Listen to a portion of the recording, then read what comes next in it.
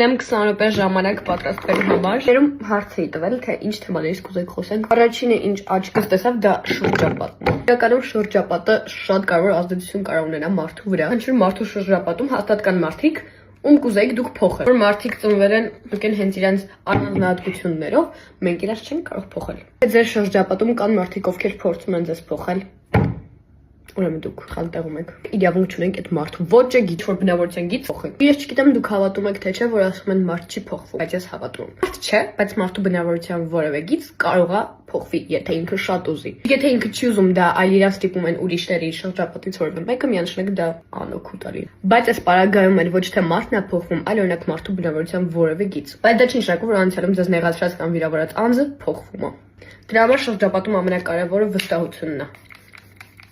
Հաշվի առնենք, որ վստահությունը ինչ որ գաղտնիք պատմել կամ գաղտնիք վստահելը մենակ չի։ Վստահությունը էդ է, երբ որ դու տվյալ մարդու կողքին քեզ շատ լավ ես զգում ու վստահ ես, որ ինքը քեզ կընդունի ու կսիրի նենց, ոնց դու կաս։ Շրջապատի մեջ նաև պետքա դուք էլ ուշադիր լինեք, որ ուրիշ մարդկանց չնեղացնեք։ Մարդ մեկ անգամ սխալվելուց հետո արդեն պետքա իր սխալի վրա աշխատի ու հասկանա ինչն է պետք անել ու ինչը չէ։ This is my opinion. Так что